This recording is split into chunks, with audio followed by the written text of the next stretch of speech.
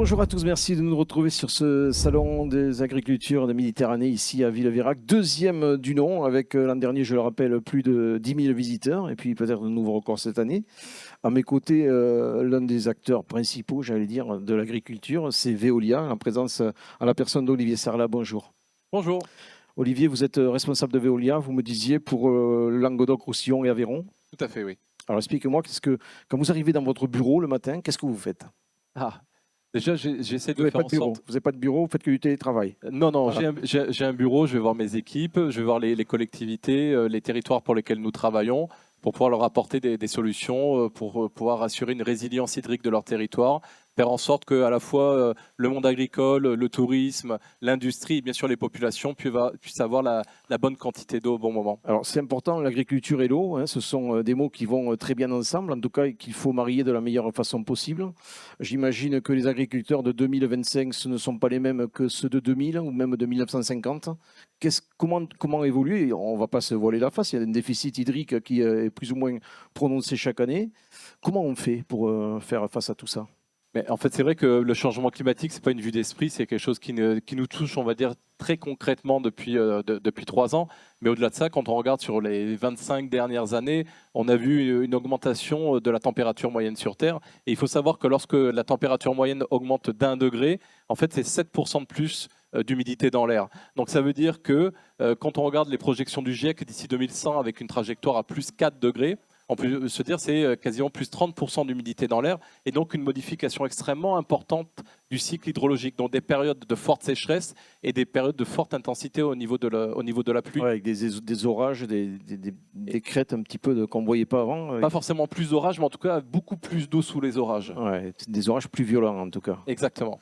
Alors, comment on fait pour s'adapter à cette nouvelle condition? Qui doit faire un effort? Les agriculteurs, ceux qui fournissent les plants, notre façon de manger, notre façon d'être, qui doit s'adapter? Alors nous, ce qu'on essaye de faire au niveau de Veolia, c'est d'apporter des solutions au territoire pour pouvoir éviter d'avoir ces problématiques de questionnement ou de conflit d'usage de l'eau. On peut se dire aussi que la réutilisation des eaux usées traitées, c'est une solution. Alors peut-être très concrètement, la réutilisation des eaux usées traitées, qu'est-ce que c'est? Lorsque vous utilisez l'eau du robinet, après elle part dans les lavabos, dans les douches ou dans les toilettes, elles sont récupérées dans des réseaux d'eau usée, arrivent jusqu'aux stations d'épuration. Et après, elles sont traitées et renvoyées dans le milieu naturel. Mais on se dit que cette eau, quand elle sort de la station d'épuration, elle peut avoir une seconde vie. Donc on lui apporte un traitement complémentaire et on peut la mettre à disposition de la viticulture, de l'agriculture, de l'arboriculture pour pouvoir apporter cette eau qui manque. Il faut savoir qu'en France, en fait, on utilise moins de 1% de réutilisation d'eau usée traitée, alors que d'autres pays très proches, en Espagne par exemple, c'est 15%. Et si on arrivait ne serait-ce qu'à 10% en France, on économiserait 500 millions de mètres cubes d'eau sur la ressource, quasiment 10% de ce que nous consommons globalement. Et est-ce que vous ne pensez pas que, alors c'est peut-être de la fiction, hein, mais est-ce que vous ne pensez pas que les constructeurs, les gens qui conçoivent les maisons, devraient prévoir des circuits, j'allais dire, d'eau qui revient pour qu'elle soit recyclée, justement, l'eau de la chasse, par exemple, ou l'eau de la douche qui passe dans la chasse d'eau, etc. Alors ça existe déjà dans certains pays, c'est mis en œuvre. Si vous allez au Japon, si vous allez au Qatar, Dubaï ou autre, il y a la réutilisation des eaux usées traitées. Elle est faite au niveau même des immeubles.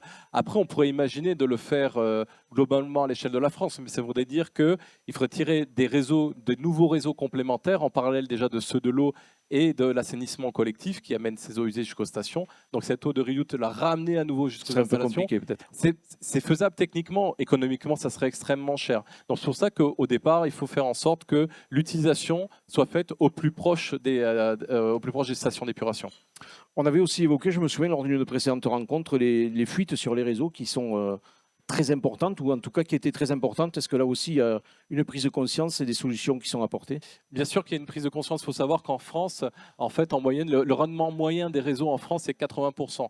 Donc ça veut dire qu'il y a environ 20% de l'eau qui est produite qui part au niveau des fuites ou en tout cas qui n'est pas comptabilisée. Et alors ça, c'est des statistiques. C'est-à-dire ça cache de fortes disparités. Vous avez des endroits où le rendement est supérieur à 80% et d'autres très inférieur à 80%. Donc là, à nouveau, au-delà des techniques traditionnelles, on déploie des techniques de recherche de fuite par satellite, par exemple. En fait, on utilise des satellites qui vont détecter des endroits où il peut y avoir présence d'eau dans le sol. On vient superposer avec nos plans informatiques où passent les réseaux et ça nous permet d'être beaucoup plus réactifs pour pouvoir aller réparer les fuites. On utilise aussi, figurez-vous, des brigades canines Ah où oui. en fait, on a dressé des chiens à sentir le chlore. Parce qu'en fait, quand vous distribuez l'eau potable, vous Il y a mettez un du peu de chlore, chlore. hein. Et donc, quand il y a une fuite, ben, l'eau qui sort, elle sent un peu le chlore. Et ils sont extrêmement, extrêmement, extrêmement efficaces. Il faut savoir que, en fait, au niveau des capteurs olfactifs, il y a environ 300 millions de capteurs dans la truffe d'un chien, où là, dans le nez d'un homme, il y en a 5. Ah oui, Donc, ils sont en extrêmement effet. sensibles à ça. Ouais. Donc, ça nous permet d'être encore plus réactifs pour pouvoir les réparer les fuites. Et puis après, il y a d'autres techniques qui peuvent Ouais. être Mais utilisées. ça répare quand on est en phase active de réparation des réseaux là. Alors, face active, et puis après, il y a aussi une prise de conscience au niveau des collectivités, parce que faut savoir que les réseaux que nous exploitons ne nous appartiennent pas. Ils appartiennent aux collectivités. Donc, le renouvellement, on est là pour conseiller les collectivités, mais il y a donc des investissements financiers à faire pour pouvoir renouveler les réseaux. Il faut savoir qu'en moyenne, en France, on renouvelle environ 0,6% du linéaire total de réseau. Donc, ce qui fait qu'en fait, on part du principe que la durée de vie des réseaux est de plus de 120 ans. Or, aujourd'hui, déjà, quand on arrive à 80 ans, c'est déjà pas mal. Donc, il y a un effort complémentaire et les collectivités s'en sont emparées pour pouvoir renouveler encore plus les réseaux et limiter les Ah ben fuites. voilà, des propos qui sont quand même un petit peu encourageants. Parlez-nous de l'aquaponie. Alors, en fait, là, c'est des alliances que nous faisons avec des entreprises, des startups notamment. Nous avons, avec la startup Big, créé la plus grande ferme d'aquaponie en Europe, au-dessus du marché d'intérêt national d'Anderlecht, à côté de Bruxelles.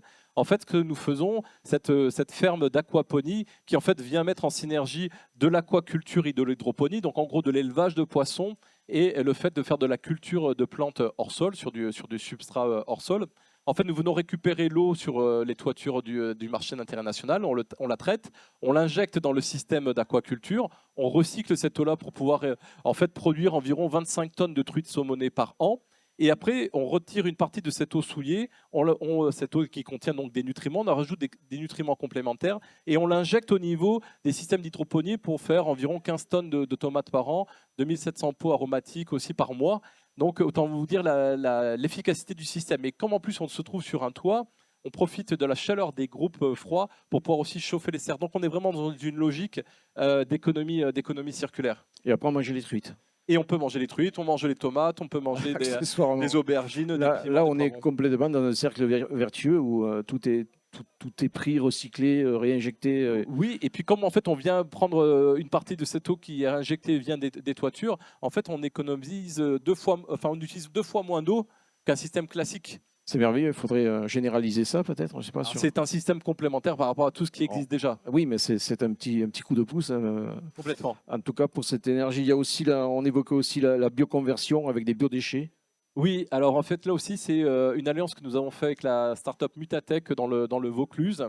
En fait, d'ici 2040, au niveau mondial, on se dit que 10% des protéines qui sont consommées viendront des protéines d'insectes. Et donc la bioconversion, qu'est-ce que c'est? C'est qu'on collecte dans un rayon de 50 km environ 20 000 tonnes de déchets végétaux, de biodéchets par an. Et on vient alimenter en fait des larves de mouches de soldats noirs qui en fait ont une croissance qui est exponentielle. En gros, en 3 semaines, elles grandissent fois 5000. Et donc, avec ces biodéchets, on produit 4200 tonnes de larves d'insectes chaque an, chaque année. Ces protéines d'insectes sont utilisées dans l'alimentation de l'aquaculture ou de l'alimentation animale. Et en fait, ces larves aussi, quand elles consomment ces biodéchets qui sont mis à sa disposition, elles produisent ce qu'on appelle de la frasse. Donc en gros, c'est les déjections. Et on l'utilise aussi, celle-ci, pour pouvoir venir fertiliser 1500 hectares en fait, de culture autour de nous. Et le gros intérêt aussi de cette protéine d'insectes, c'est que pour 1 kilo de protéines d'insectes, vous produisez 100 fois moins de gaz à effet de serre, les fameux gaz à effet de serre qui produisent l'élévation de la température, que si vous produisez 1 kilo de viande classique. Ah oui. Et par rapport à la protéine végétale issue du soja, vous utilisez pour une tonne 1500 mètres cubes d'eau en moins. Donc c'est un système qui peut venir pallier, en tout cas répondre à cette problématique d'augmentation de besoin de protéines d'ici 2040. Encore un petit atout complémentaire dans cette grande machine d'économie de l'eau.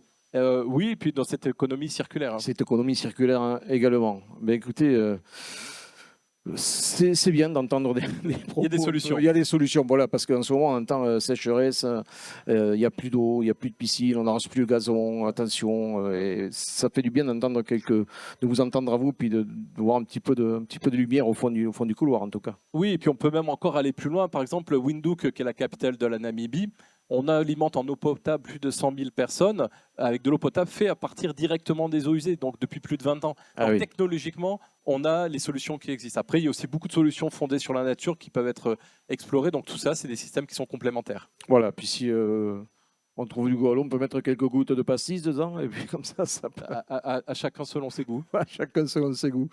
Merci beaucoup, Olivier Sarah. Merci. C'était Merci passionnant, à vous. cette vision, ce panorama sur l'eau, sur Veolia, sur les efforts de l'agriculture, les efforts de Veolia pour préserver notre bonne vieille planète et faire qu'on puisse habiter dessus encore très longtemps. Merci. Merci, bon après-midi.